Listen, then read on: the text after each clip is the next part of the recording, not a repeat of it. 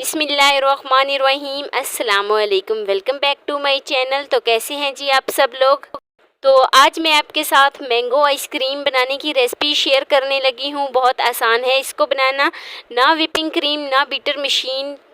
आप किस तरीके से बगैर बीटर मशीन और व्हिपिंग क्रीम के घर में इतनी ओरिजिनल और मज़ेदार आइसक्रीम जो है वो बना सकते हैं।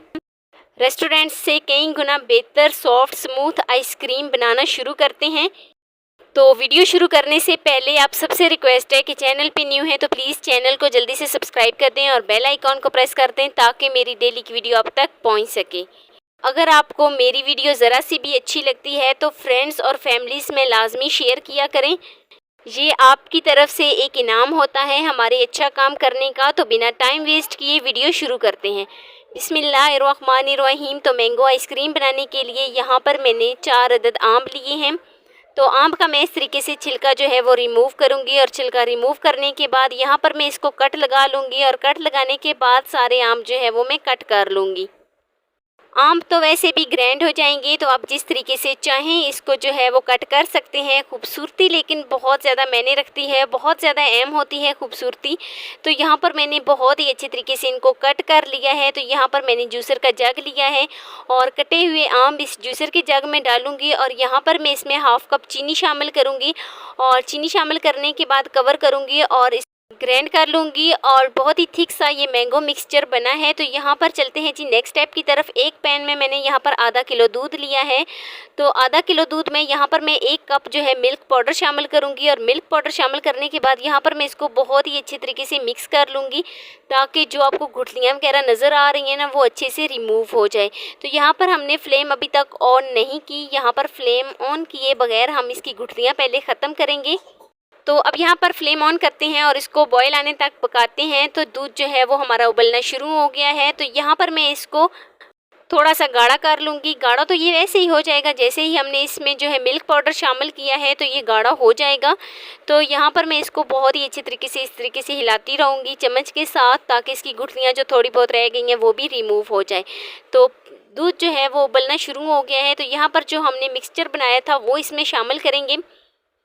तो शामिल करने के बाद यहाँ पर मैं इसको बहुत ही अच्छे तरीके से मिक्स कर लूँगी। आप देख सकते हैं जैसे ही मैंने मैंगो का मिक्सचर इसमें शामिल किया है तो इसका साथ ही दूध का जो कलर है वो चेंज हो गया है।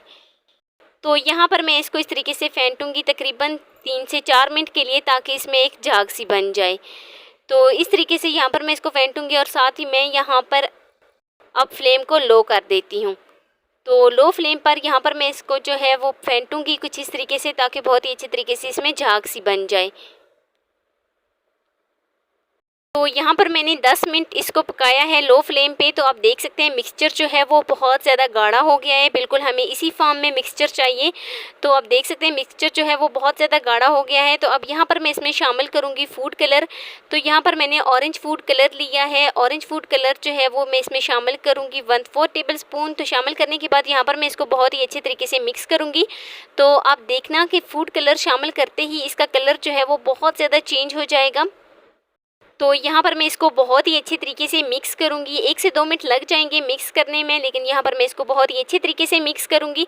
तो आप देख सकते हैं इसका कलर जो है वो काफ़ी हद तक चेंज हो गया है। तो यहाँ पर मैंने फ्लेम को ऑफ़ कर दिया है और यहाँ पर मैं इसको रूम टेम्परेचर पर ठंडा होने के लिए छोड़ देती हूँ। तो 5 से 10 मिनट के लिए इसको रूम टेम्परेचर पर ठंडा होने के लिए मैंने छोड़ दिया था। तो अब ये ठंडा हो गया है।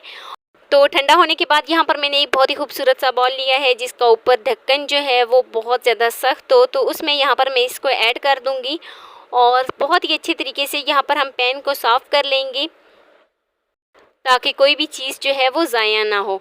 तो यहाँ पर मैं इसको कवर कर दूँगी और कवर करने के बाद यहाँ पर मैं इसको फ्रिज में रखूँगी ओवरनाइट ताकि आइसक्रीम जो है वो हमारी बहुत ही अच्छे तरीके से जम जाए। तो मैंगो आइसक्रीम जो है वो हमारी बनकर तैयार हो गई है। यहाँ पर मैं आपको इसकी फ़ाइनल लुक दिखाती हूँ। तो यहाँ पर मैं आपको रियल दिखाऊंगी कि हमारी जो मैंगो आइसक्रीम है वो कितनी सॉफ्ट स्मूथ बनी है। कोई इसमें आइस क्रिस्टल नहीं है। मैंने यहाँ पर इसमें कोई व्हिपिंग क्रीम का इस्तेमाल नहीं किया, कोई बीटर मशीन का इस्तेमाल नहीं किया। उसके बावजूद हमारी जो आइसक्रीम है मैंगो आइसक्रीम वो बहुत ही स्मूथ सी और रुई की तरह सॉफ्ट हमारी आइसक्रीम जो है वो बनकर तैयार हुई है। तो यहाँ पर मैं इसको निकाल लेती हूँ। तो लीजिए जी, माशाल्लाह रेस्टोरेंट से कई गुना बेहतर हमारी जो मैंगो आइसक्रीम है वो तैयार हो गई है। तो यहाँ पर मैंने टोटल आधे घंटे में इसको तैयार किया है और आधे घंटे में आप रिजल्ट देख सकते हैं। रिजल्ट आपके सामने है, आप देख सकते हैं बहुत ही सॉफ्ट स्मूथ हमारी मैंगो आइसक्रीम आधे घंटे में सिर्फ जो है वो तैयार हुई है। तो कैसी लगी जी मेरी आपको आज की वीडियो ज़रा सी भी अच्छी लगी है तो लाइक कर देना। फर्स्ट टाइम है चैनल पे तो चैनल को लाजमी सब्सक्राइब कर देना। दोस्तों और रिश्तेदारों के साथ लाजमी मेरी वीडियो शेयर करना और मुझे एक प्यारा सा खूबसूरत सा फीडबैक लाजमी देना कि मेरी आपको आज की वीडियो कैसी लगी। आप भी मेरे तरीके से मैंगो आइसक्रीम ज़रूर ट्राई कीजिएगा। तो मिलते हैं नेक्स्ट वीडियो में एक नई रेसिपी के साथ। अपना बहुत सारा ख्याल रखना, अपने से ज़्यादा दूसरों का। अल्लाह हाफिज़।